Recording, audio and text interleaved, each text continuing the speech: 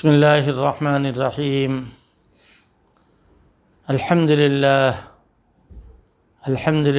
نحمده ونستعینه ونستغفره ونؤمن به ونتوکل علیہ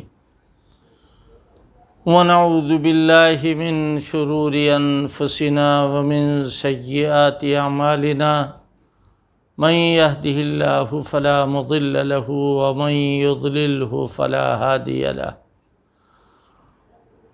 ونشهد أن لا إله إلا الله وحده لا شريك له ونشهد أن سيدنا ومولانا محمدا عبده ورسوله صلى الله تعالى عليه وعلى آله وأصحابه وأزواجه وذرياته وسلم رب اشرح لي صدري ويسر لي أمري واحلل عقدة من لساني يفقهوا قولي أما بعد فأعوذ بالله من الشيطان الرجيم بسم الله الرحمن الرحيم يا أيها الذين آمنوا اتقوا الله وقولوا قولا سديدا يصلح لكم أعمالكم ويغفر لكم ذنوبكم ومن يطع الله ورسوله فقد فاز فوزا عظيما صدق اللہ العظیم۔ العلم انٹرنیشنل اکیڈمی کی طرف سے بہت دنوں سے تقاضا ہے کہ کچھ دین کی باتیں ارسال کرو تاکہ ہم اپنے پروگرام میں اسے شامل کریں، لیکن بات ٹلتی رہی۔ میری اپنی مصروفیات اور صحت کی ناسازی کی وجہ سے ان کی خواہش اور ان کے حکم کی تعمیل نہ کر سکا۔ بہرحال آج چند منٹوں کے لیے چند ضروری باتیں کہنے کے لیے آپ کی خدمت میں حاضر ہوں۔ میں نے قرآن مجید کی ایک مبارک آیت پڑھی ہے۔ اس آیت میں اللہ تبارک و تعالیٰ نے مسلمانوں کو پکارا ہے اور یوں کہا ہے، یا ایھا الذین آمنوا، اے ایمان والو۔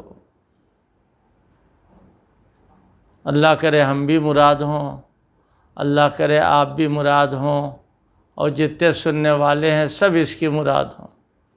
یا ایھا الذین آمنوا، اگر اللہ نے ہمارے اسلام کو قبول کر لیا اور الذین آمنوا میں ہم آ گئے تو ہماری نجات ہے۔ یا ایھا الذین آمنوا، اے ایمان والو۔ یہاں ایک عجیب طرز ہے تعلیم الہی کا، ایک عجیب بیان ہے اللہ تبارک و تعالیٰ کے فرمان کا۔ عنوان کیا قائم کیا؟ اتقوا اللہ، اللہ سے ڈرو۔ یہ میں آسانی کے لیے ترجمہ کر رہا ہوں، ورنہ تقویٰ تو اتنی بڑی چیز ہے کہ اس کے بہت سارے درجے ہیں۔ ایک نبیوں کا تقویٰ ہوتا ہے، ایک گناہ نہیں، نیکیاں ہی نیکیاں، ایک قصور نہیں، اچھائیاں ہی اچھائیاں، اور ایک نبی سے نیچا صحابہ کا تقویٰ ہے۔ صحابہ اکرام اگرچہ معصوم نہیں ہیں، لیکن ان کے جو گناہ ہوئے ہیں، ان سے جو خطائیں ہوئی ہیں، اللہ نے اسی دنیا میں اسے معاف کر دیا ہے اور اپنی معافی کا اعلان قرآن مجید میں کر دیا ہے۔ کیوں؟ تاکہ کسی کو اس معاملے میں ان پر طعن کرنے کا حق نہ ہو، ان کو برا بھلا کہنے کا کوئی حق نہ رہے، یہ اللہ کے قصوروار تھے، اللہ نے معاف کر دیا اور کہہ دیا وَلَقَدْ عَفَا اللَّهُ عَنْهُمْ، اللہ نے ان کو معاف کر دیا، یہ معافی پا چکے۔ ہاں نجاست پڑی ہوئی تھی لیکن دھو دیا گیا، نجس ہوا کپڑا، زمین، جسم، قلب، کچھ بھی ہوا اس کو دھو دیا گیا۔ اب دھونے کے بعد جو آدمی اس کا تذکرہ کرے وہ طہارت کا تذکرہ کرے، وہ برائی کا، نجاست کا کوئی تذکرہ نہ کرے۔ اور وہ دنیا سے بے گناہ گئے، میں معصوم نہیں کہہ رہا ہوں، بے گناہ کہہ رہا ہوں، یعنی جو گناہ تھے وہ دھل گئے۔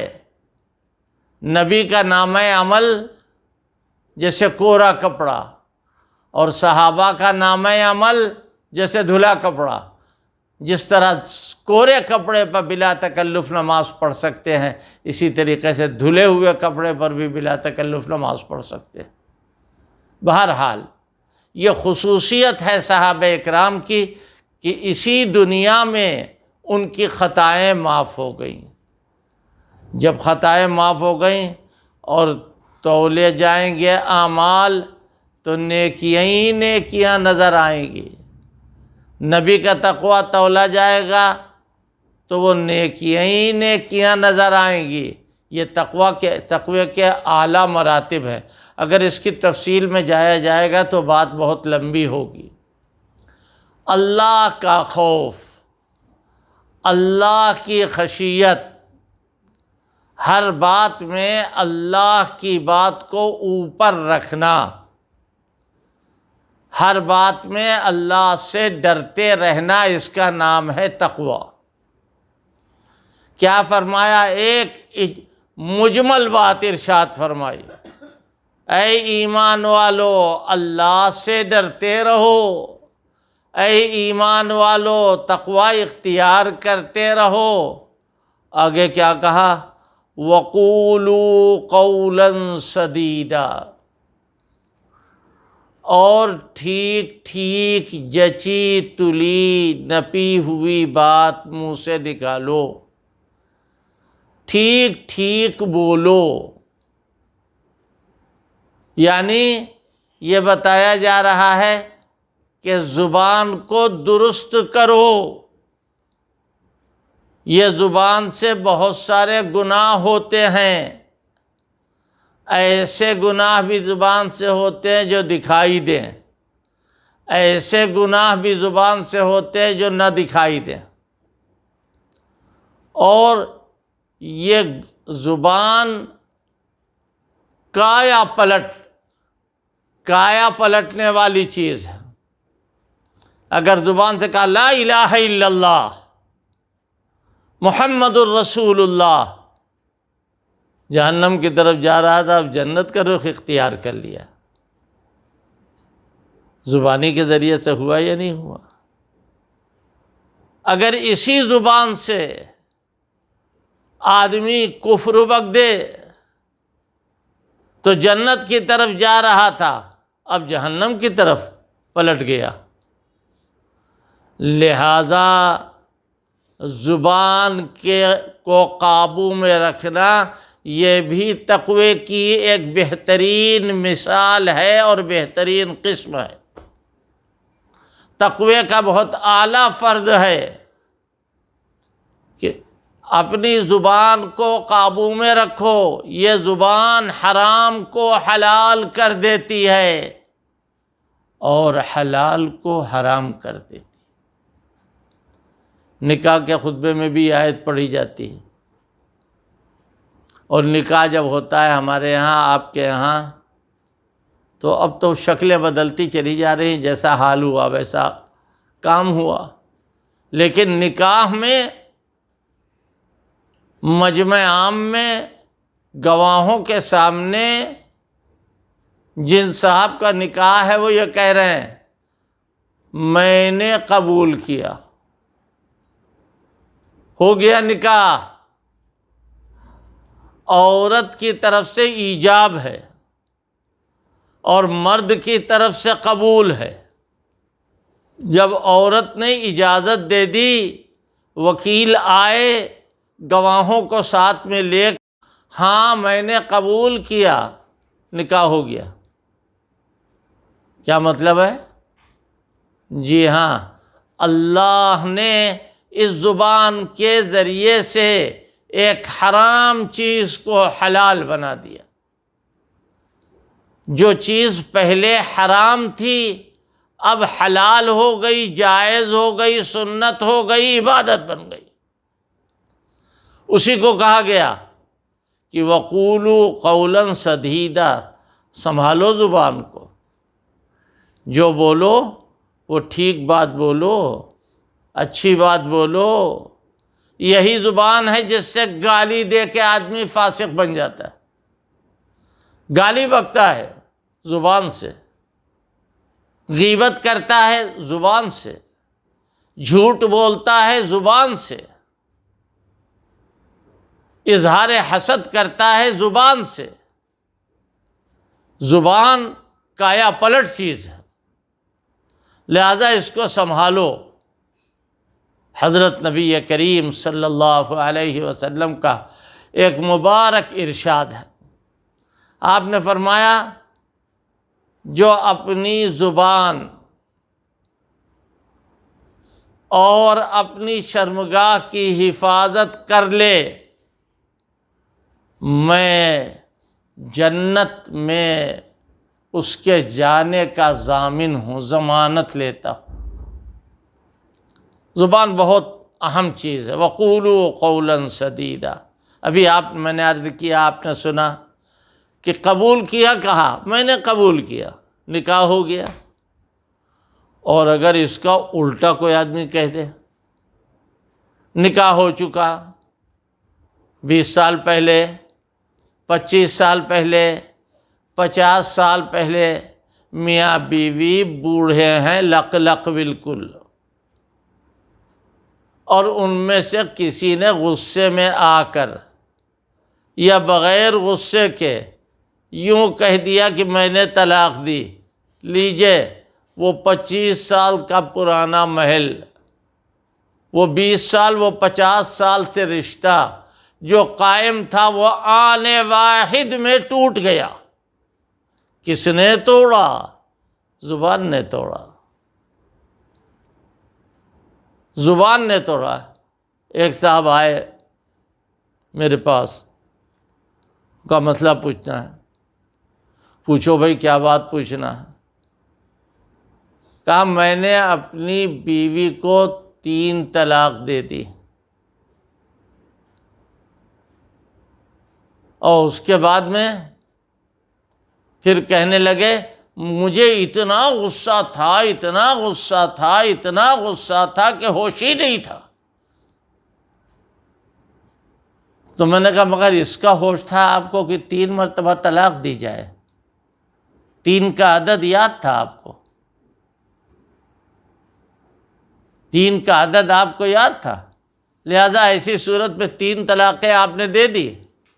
یہ صورتحال جو ہے یہ نہ صرف یہ کہ نامناسب ہے بلکہ تباہ کن ہے، ہمارے معاشرے کے لیے برباد کرنے والی چیز ہے۔ اسی طرح ایک دوسرے صاحب آئے، وہ کہنے لگے کہ ہم نے تو غصے میں طلاق دی ہے۔ ہم نے کہا محبت میں بھی کوئی طلاق دیتا ہے؟ خوشی میں بھی کوئی طلاق دیتا ہے؟ آدمی کو غصہ آیا، وہ غصہ جس کے بارے میں فقہا نے کچھ گنجائش رکھی ہے، وہ غصہ نہیں آتا ہے کسی کو عام طور پر۔ ایک دوسرے صاحب آئے، تیسرے صاحب آئے، اور انہوں نے کہا میں نے اپنی بیوی کو 70 طلاقیں دی۔ میں نے کہا یہ کام آپ نے بہت عمدہ کیا، ایسا کام ہے کہ شاید ایک اکیلی مثال آپ ہی کی ہو۔ 70 طلاقیں گنی کیسے تھے؟ کوئی 70 دانوں کی تسبیح بنائی تھی آپ نے؟ 70 دانوں کی تسبیح بنائی تھی، گن کے دی تھی 70 طلاقیں، یا ویسے ہی دی؟ کل ہم نشے کی حالت میں تھے، سبحان اللہ سبحان اللہ۔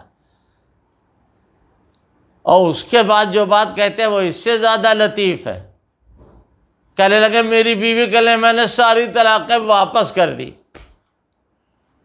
ایک کو طلاق نہیں ہوئی۔ ہم نے کہا چڑیا کہ جب آپ گولی مارتے ہیں تو وہ کہتے ہیں ہم چھرے واپس کرتے ہیں تو زندہ ہو جائے گی، یا نشانہ لگنے کے بعد گولی اندر پیوست ہونے کے بعد نکل آئے گی؟ اسی طرح زبان کا یہ عمل جو طلاق کا ہے یہ بھی ضائع ہونے والا نہیں ہے۔ یہ نہیں ہے کہ صاحب ایک مجلس سے 3 طلاق دی تو نہیں ہوگی طلاق۔ اسی لیے حدیث میں کیا فرمایا گیا؟ ثلاث جدہن جد وہزلہن جد، کہ 3 چیزیں ایسی ہیں کہ جن کی اصلیت تو اصل ہے ہی، اور اگر مذاق میں بھی کوئی آدمی کہے تو بھی وہ اصلیت ہی ہے۔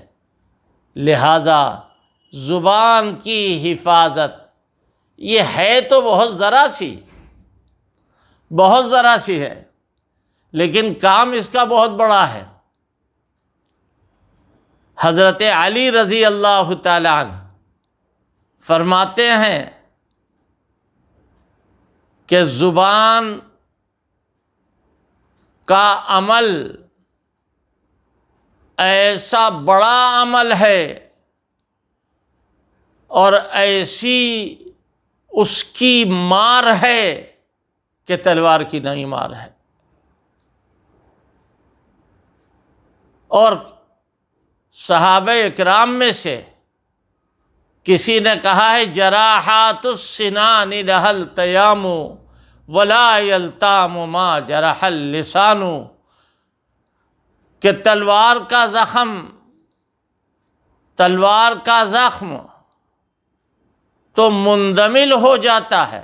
آج چاقو سے انگلی میں خراش آ گئی، جب وہ اچھا ہو گیا تو اس کو یاد بھی نہیں رہا کہ کب خراش آئی تھی، اور اگر کسی نے گالی دی اور 4 سال کے بعد اس سے ملاقات ہوئی تو جیسے اس کے چہرے پر نظر جائے گی فوراً یہ خیال پیدا ہوگا فلاں تاریخ میں، فلاں سن میں، فلاں وقت میں، فلاں جگہ اس آدمی نے ہمیں گالی دی ہے۔ تو زبان کا زخم کبھی ختم ہی نہیں ہوتا۔ اسی لیے اب اللہ کہہ رہا ہے یا ایھا الذین آمنوا اتقوا اللہ، اے ایمان والو اللہ سے ڈرتے رہو، اور اسی کے ساتھ ساتھ جو بولو وہ ٹھیک ٹھاک لفظ بولو۔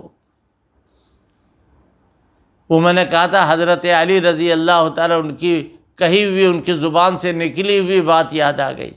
انہوں نے فرمایا تھا لہا جرم صغیر و جرم کبیر، اس کا جرم، جسامت، حجم، تولناپ بہت کم ہے، لیکن اس کا جرم بہت زیادہ بڑھا ہوا ہے۔ لہٰذا ہم کو، آپ کو، سب کو یہ خیال رکھنا چاہیے کہ ہماری زبان، آپ غور کیجئے، لڑائی کہاں ہو رہی ہے؟ مسجد میں، سبحان اللہ سبحان اللہ، اور کوئی جگہ ہی نہیں ملی، لڑائی کس میں ہو رہی ہے؟ آپس میں 2 بھائیوں میں۔ میں آپس میں 2 مسلمان نہیں کہہ رہا ہوں، آپس میں 2 بھائی، ایک مسلمان کا بھائی ہوتا ہے، لہذا لڑائی ہو رہی ہے مسجد میں، زور بولا جا رہا ہے۔ اے اللہ کے بندو، مسجد میں تو اللہ کی بات کے علاوہ کوئی بات ہونا ہی نہیں چاہیے۔ لہذا اپنی زبان کا خیال کرو، اور اس زبان سے ہونے والے جرائم سے بچتے رہو۔ اگر تم بچو گے تو اللہ تمہارے لیے بہت بڑا انعام عطا فرمائے گا۔ کیا فرمایا؟ یصلح لکم اعمالکم، تمہارے اعمال کو اللہ قبول فرما لے گا، یا یوں کہو کہ تمہارے اعمال کو اللہ قبول کرنے کے لائق بنا دے گا، قبول ہو جانے کے لائق ہو جائیں گے تمہارے اعمال۔ یصلح لکم اعمالکم، اور اگر کچھ خرابیاں رہ گئیں زبان کے بعد، اس کی مقبولیت کے بعد اگر کوئی آدمی کے قصور کچھ رہ گئے تو پھر یاد رکھو یغفر لکم ذنوبکم، وہ اللہ تمہارے گناہوں کو معاف فرما دے گا۔ اور کیوں نہ ہو جو راستہ اختیار کرے شریعت کا، اللہ کے پیغمبر جو کہہ دے اسے مانو، جس چیز سے منع کریں اس سے باز آ جاؤ۔ اللہ اللہ کیسی پیاری بات ارشاد فرمائی۔ حضور جو کہہ دیں، اگر ہم کسی کی مرضی کے خلاف کوئی بات کہیں، قرآن میں لکھا، حدیث میں لکھا، تو لوگ ہم سے لڑنے لگیں گے۔ یہ آپ کیسے کہہ رہے ہیں؟ صحابہ اکرام رضوان اللہ تعالی علیہم اجمعین جنگ بدر میں جہاد کرنے جا رہے ہیں، حضرت رسول اللہ صلی اللہ علیہ وسلم کا حکم ہے کہ چلو، کہاں جانا ہے؟ بدر میں جانا ہے۔ کاہے کے لیے؟ جان ہتھیلی پر لے کے جانا ہے۔ پھر کتنوں کا مقابلہ کرنا ہے؟ لگ بھگ 1000۔ جن کا مقابلہ کرنا ہے وہ کون ہیں؟ ہتھیار ان کے پاس ہے، سامان ان کے پاس ہے، زرہ ان کے پاس ہے، بختر ان کے پاس، بھالے ان کے پاس، برچھی ان کے پاس، تیر ان کے پاس، تلوار ان کے پاس۔ اور ادھر کیا ہے؟ جو 313 یا 314 جا رہے ہیں، ان کے پاس کچھ نہیں ہے۔ یہ روزہ رکھے ہوئے ہیں، 17 رمضان ہے، اور حضور کے حکم پہ تیار ہو گئے۔ بعضے ایسے بھی ہیں جن کے پاس پہننے کے لیے جوتے نہیں ہیں، پیروں میں چتھڑے لپیٹے۔ کہاں پہنچ گئے؟ میدان بدر کے لق و دق میدان میں، جہاں دھوپ ہی دھوپ ہے، جہاں ریت جو ہے وہ آگ سے زیادہ گرم ہے۔ اب کیا ہوگا؟ اب کیا ہوگا؟ اس کے سوچنے کے لیے ان کے پاس ٹائم نہیں ہے۔ حضرت کا حکم ہے، خوشی خوشی سب تیار۔ حضرت عثمان غنی رضی اللہ تعالیٰ عنہ کو حضرت نے بلایا اور کہا عثمان، جو داماد بھی ہیں حضور کے اور دوہرے داماد ہیں، یکے بعد دیگرے، آپ کی 2 بیٹیاں حضرت عثمان کے نکاح میں آئیں۔ فرمایا عثمان تم نہیں جاؤ گے، میری بیٹی تمہاری بیوی رقیہ بیمار ہیں، تم ان کی تیمارداری کرتے رہو۔ حضرت عثمان نے کچھ بھی نہیں کہا، چپ چاپ الگ ہٹ گئے اور رک گئے، نہیں گئے۔ ہم ہوتے تو کیا کہتے کہ حضور سب لوگ تو جا رہے ہیں، ہم نہ جائیں، یہ نعمت سے ہم محروم رہیں۔ لیکن وہ بالکل رک گئے اور ان کا نہیں، ہم نہیں جائیں گے۔ حضرت جب واپس آئے تو حضرت عثمان غنی کو بلایا، جن کی بیوی کا 1 رات پہلے انتقال ہو چکا ہے، یعنی جو بیمار تھیں ان کی وفات ہو چکی ہے۔ حضرت نے مال غنیمت میں حضرت عثمان کو بھی شریک کیا۔ اب کوئی آدمی کہے یہ تو گئے نہیں بدر میں، ان کو مال غنیمت کیسے دیا گیا؟ تو حضرت عثمان خود جواب دیں گے، وہ کیا کہیں گے؟ اے لوگوں، ہمارے نزدیک بدر میں جانا یا نہ جانا عبادت نہیں ہے، ہمارے نزدیک اللہ کے پیغمبر کا حکم ماننا عبادت ہے۔ جو گیا اس نے جا کے حکم مانا، اور جو نہیں گیا اس نے نہ جا کے حکم مانا۔ تو کیا کہا؟ وَمَن يُطِعِ اللَّهَ وَرَسُولَهُ، جو کہنا مانے اللہ کا اور اللہ کے رسول کا تو وہ بہت بڑی کامیابی پانے والا ہے، اس کو بہت بڑی کامیابی مل گئی۔ بتائیے ہمارے معاشرے میں یہ باتیں ہیں یا نہیں ہیں کہ آج سب کچھ تو مانیں گے، لیکن شریعت چاہے اور جی بھی چاہے تب تو مانیں گے۔ اور کیا کہتے حضرت مولانا الیاس رحمۃ اللہ علیہ، جو جماعت تبلیغ کے اس وقت کے نظام کو انہی کے حکم سے چلایا جا رہا ہے، وہ کیا فرماتے ہیں کہ ترتیب تبعی ترتیب نبوی بن جائے، یعنی طبیعت شریعت بن جائے۔ اللہ اکبر، یہ بڑا عجیب و غریب واقعہ۔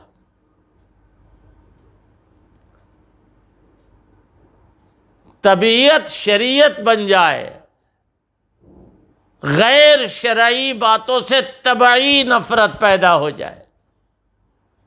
ابھی سمجھ میں نہیں آیا؟ جو باتیں دین کی نہیں ہیں، خلاف شرع ہیں، مزاج ان کو پھینک دے، مزاج ان کو الگ کر دے، مزاج ان کی طرف توجہ نہ دے۔ ایک واقعہ سن لو، حضرت مولانا شاہ عبدالسلام حسوی رحمۃ اللہ علیہ، جو ہمارے پردادا کے شیخ تھے، فتح پور ہسوا کے رہنے والے تھے، اور ہمارے پردادا کماسن ضلع باندہ میں تحصیلدار تھے۔ اس زمانے کا تحصیلدار جو ہوتا تھا وہ آج کے گورنر سے بڑا ہوتا تھا۔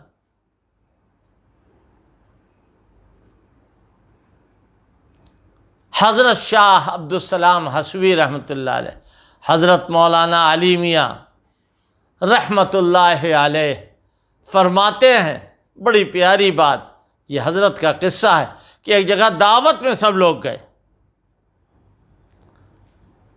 اور حضرت شاہ عبدالسلام حسوی رحمۃ اللہ علیہ کی دعوت تھی، باقی لوگ سب طفیلی تھے، حضرت کے ساتھی تھے۔ کھانا کھایا۔ اس زمانے میں اور آج بھی لکھنؤ اور اطراف لکھنؤ میں کھیر کو تشتری میں جما دیا جاتا ہے، وہ ٹھنڈی ہو کے جم جاتی ہے۔ حضرت نے کھانا کھایا، کھانا کھانے کے بعد کسی نے کہا کھیر حضرت آپ نے نہیں کھائی، اس کو بھی تناول فرما لیجئے۔ حضرت نے فرمایا میرا جی نہیں چاہ رہا۔ پھر کہا حضرت کچھ کھا کے دیکھیے، فرمایا میرا جی نہیں چاہ رہا، میں نہیں کھاؤں۔ کوئی صاحب جلد باز قسم کے بیٹھے ہوئے تھے، انہوں نے سوچا کہ حضرت تو جب کھائیں گے ہم تو شروع ہی ہو جائیں، تو انہوں نے انگلی سے کھرچنا شروع کیا، دیکھا اس تشتری کے اوپر تصویر بنی ہوئی، اس تشتری کے اوپر سے کھیر جمی ہے۔ کیا چیز ہے؟ انہوں نے کیوں کہا میرا جی نہیں چاہ رہا؟ وہ عالم الغیبی و شہادہ تھے، ان کو نہیں معلوم کیا تھا، لیکن جی نہیں چاہ رہا ہے۔ کھیر جیسی چیز، میٹھی دودھ والی، اس میں اس کے کھانے کا جی کیوں نہیں چاہ رہا ہے؟ وہی بات، طبیعت کے اندر شریعت آ گئی ہے، اور شریعت کو طبیعت کے تابع نہیں کیا، بلکہ طبیعت کو شریعت کے تابع کیا۔ ان کا مزاج طبعی بن گیا۔ ہمارے اکابر کے ایسے بہت سارے واقعات ہیں کہ جن کو سن کر حیرت ہوتی ہے کہ ہمیں تو دین اچھا لگتا ہے۔ ایک نوجوان لڑکے کی شادی کا ایک جگہ پیغام دیا گیا، کوئی 22-23 سال کی عمر ہوگی لڑکے کی، 24 سال کی ہوگی، مگر لڑکے کے داڑھی تھی۔ اب غضب ہو گیا، لڑکی کے یہاں سے جواب آیا کہ آپ کا لڑکا سب باتیں ہیں لیکن داڑھی والا ہے، اس لیے شادی سے انکار ہے۔ سبحان اللہ، سبحان اللہ۔ حضور سے زیادہ کون حسین ہوگا، سچ بتاؤ؟ حضرت علی سے زیادہ کون حسین ہوگا؟ حضرت ابوبکر عمر سے زیادہ کون خوبصورت ہوگا؟ ان کی نورانیت کی کوئی مثال ہے دنیا میں؟ کہیں نہیں۔ ان سب کے داڑھیاں تھیں، لیکن آج داڑھی کو ہم نے بڑھاپے کی علامت سمجھ لیا۔ حالانکہ داڑھی سب کے ہوتی ہے، یاد رکھیے، داڑھی سب کے ہوتی ہے عورتوں کو چھوڑ کے۔ عام طور پر عورتوں کی کسی نے نہیں دیکھی ہوگی داڑھی۔ ایک صاحب آئے اور کہنے صاحب داڑھی ابھی نہیں رکھیں گے، 50 سال کے بعد رکھیں گے۔ ہم نے کہا سبحان اللہ، سبحان اللہ، مٹھائی رکھی ہوئی ہے، آپ ابھی نہیں کھائیں گے؟ جی، آپ کا چاہے یا نہ چاہے مٹھائی کھائیے گا تو مزہ آئے گا، داڑھی رکھیے۔ نہیں مانے تو ہم نے کہا اچھا یہ دعا کر دے اللہ تعالیٰ سے کہ اللہ میاں آپ کی داڑھی نکلے ہی نہ۔ کہ نہیں، یہ کیسی بات کر رہے ہیں آپ؟ داڑھی نہیں نکلے گی تو بیماری ہے۔ پردہ کس سے کریں گی بچیاں ہماری جن کے داڑھی ہوگی؟ اور جو بے داڑھی والے ان سے کوئی پردہ نہیں۔ لہذا دعا کرو داڑھی نکلے ہی نہ۔ اگر داڑھی نہیں نکلی تو کس میں ہمارا شمار ہوگا؟ آپ خود اندازہ کر سکتے ہیں۔ جی، جو لوگ داڑھی نہیں رکھتے ہیں اور نہیں رکھنا ہوتی ہے، وہ داڑھی نوچتے ہیں، مچنے سے نوچتے ہیں داڑھی، تاکہ داڑھی کا پورا قلا قما ہو جائے اور ختم ہو جائے۔ اللہ سے ڈرو، اللہ سے ڈرو۔ داڑھی تو سب کے ہوتی ہے۔ اور یہ بھی سمجھ لیجئے، داڑھی نہ رکھنے والوں کے مسئلے مسائل الگ ہیں، اور داڑھی رکھنے والوں کے مسئلے مسائل الگ ہیں۔ وضو کیا ایک داڑھی والے نے، منہ پر پانی ڈالنا، منہ کو دھونا فرض ہے وضو میں۔ اس نے دھویا کیسے؟ سامنے پانی سے بھگو دیا، اور داڑھی کے اوپر بھی پانی چلا گیا لیکن اندر تک پانی نہیں پہنچایا، اس نے خلال کر لیا، اس طرح سے داڑھی میں خلال کر لیا۔ اور جن کے داڑھی نہیں ہے تو انہوں نے ہم سے پوچھا کہ وضو کیسے کریں؟ ہم نے کہا جیسے عورتیں وضو کرتی ہیں ویسے کرو، نہ ان کے داڑھی نہ تمہاری داڑھی۔ لہذا اللہ کے پیغمبر ہمارے آقا صلی اللہ علیہ وسلم کی بات کو مانا جائے اور قبول کیا جائے اور خوشی خوشی تسلیم کیا جائے، یہی تقویٰ ہے، یہی پرہیزگاری ہے، اسی کا نام دین ہے، اسی کا نام شریعت ہے، اسی کا نام اسلام ہے۔ اور معاشرہ سے آج کیا ہو رہا ہے؟ آج کیا ہو رہا ہے؟ آئے دن بیماریاں، پریشانیاں، دقتیں، دشواریاں۔ ان دشواریوں کو اگر ہم دفع کر سکتے ہیں تو اپنے اچھے اعمال کے ذریعے دفع کر سکتے ہیں۔ پھر ایک مرتبہ یہ آیت سن لو، یا ایھا الذین آمنوا اتقوا اللہ، اے ایمان والو اللہ سے کانپو، اللہ سے ڈرو، اللہ کا نام سن کے تھر تھراؤ۔ دیکھو دین پر چلو تو اللہ کو راضی کرتے ہوئے چلو اور تقوی اختیار کرو، اور جو بات بولو وہ ٹھیک ٹھاک ہونا چاہیے، وہ صاف ستھری ہونا چاہیے، اس میں غیبت نہ ہو، اس میں کوئی آدمی کی برائی نہ ہو، اس میں کوئی اور ایسی بات نہ ہو کہ جو آدمی کو فاسق بنا دے یا کافر بنا دے۔ اور کہنا مانو، اللہ کے آخری پیغمبر ہمارے آقا صلی اللہ علیہ وسلم کا یہ بنیادی چند چیزیں تھیں جو میں نے چند منٹوں میں مختصر طور پر آپ کے سامنے رکھی۔ اللہ تبارک و تعالی ہم سب کو عمل کی توفیق عطا فرمائے اور ہماری دنیا ہماری آخرت کو بنا دے، اور جو مصائب ہم پر چاروں طرف سے آ رہے ہیں اللہ پاک اپنے کرم سے، اپنے فضل سے ان کو دفع کر دے، ان کو دور کر دے، اور پوری دنیا میں چین اور امن قائم فرما دے۔ وآخر دعوانا ان الحمد للہ رب العالمین۔